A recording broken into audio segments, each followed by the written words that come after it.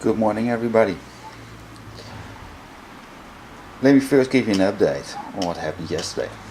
Yesterday, Wednesday, I had the idea to, of course, swap this rubber grommet and crack on with the brakes of my dad's Swift.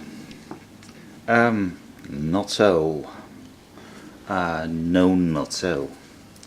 It came out that I could not find a way to separate this CV joint from the shaft. So, well, I took the manual, started reading the manual, and found out that I had no option but to take the shaft out of the gearbox and of course lose the oil, which I had not wanted to do at all, but okay. Then take the inner joint apart, and only then I was able to slide off the rubber and slide on the new rubber.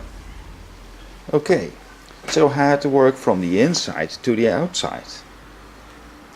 So I had no option but to take the shaft out.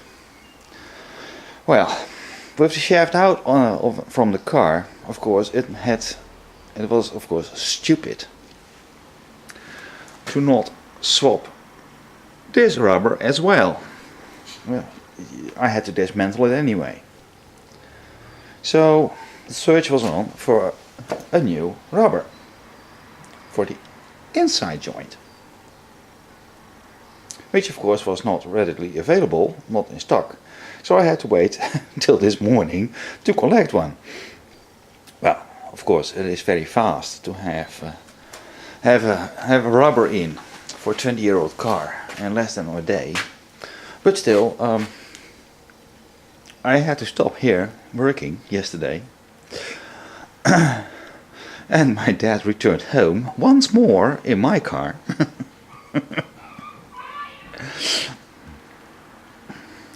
So this morning I'm once more returning to the job, and I went out, and of course it started raining just at the moment that I wanted to begin working on the shaft. So I don't want to leave any drops of rain inside one of these CV joints, of course. But luckily I do have a roof here in front of my house. And yes, there she is. She's waiting for my finger to get better, which is happening. So she will be used soon once more.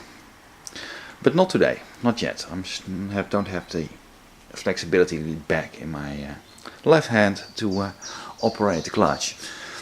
But now, first of all, I will reassemble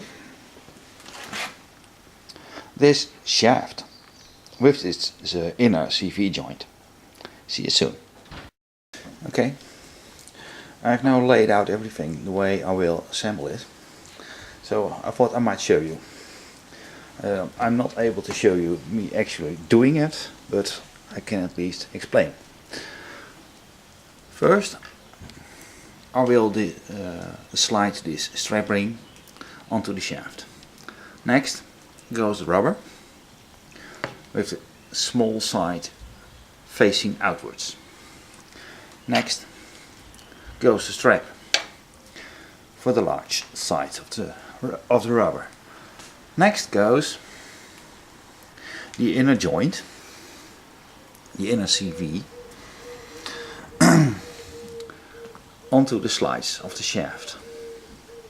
There you have it. Now please note that I've marked this piece to correspond with this mark. It's maybe possibly hard to see in this light, but there it is, with this marking. So everything will be exactly aligned the same way it was before. Once this piece is on the shaft, this ring, this snap ring, will hold this inner joint onto the shaft. After that I will fill this piece up, use out the joint, with more graphite grease. I've got plenty of it, as you see. And this new snap ring, which was provided in the kit, will fit in the inner side of these holes, holding everything in place. So that's how easy it is. I'll get started. So now this was only a 30-second job. Next goes the first snap ring to hold the inner joint in spot. I'm using a specially designed tool that opens up. Once I press it, I will open up the ring, helping me to, like this, helping me to slide this ring over the shaft. So there it goes.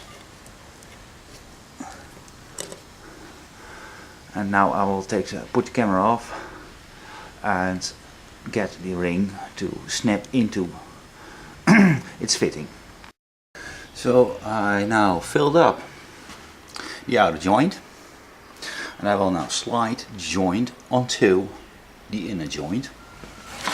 So once more, my marking, I'm afraid you can't see it very well, but it's there, it's up here, and that mark will have to align with this mark, which I'm pointing to with my middle finger. Yeah? That means that every ball here gets back in the same groove it was sitting in before.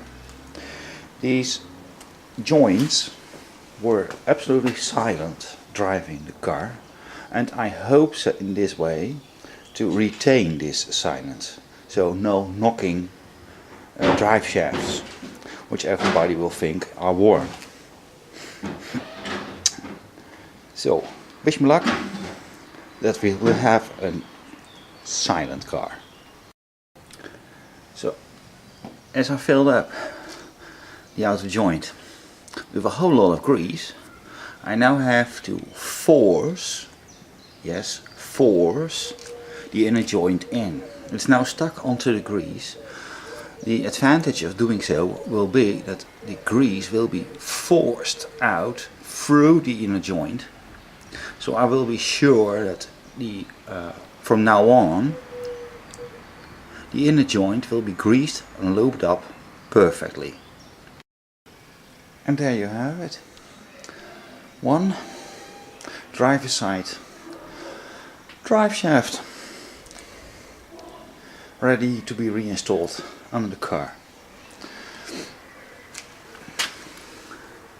You see how these straps are shrunk into their positions.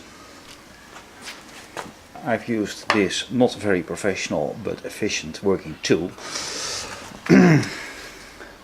There seems to be there are tools around that even press these knuckles down and more flat. Well, whatever.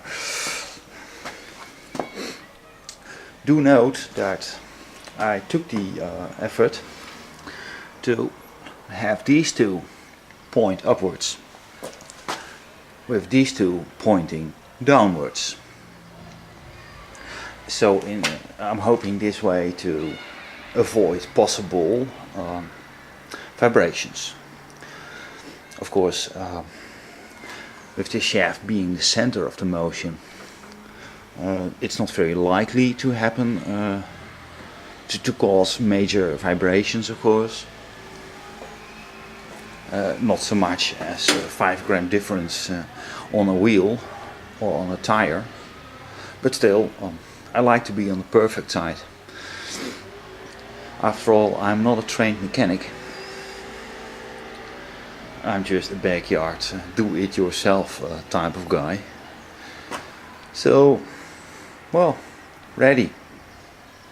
It will go under.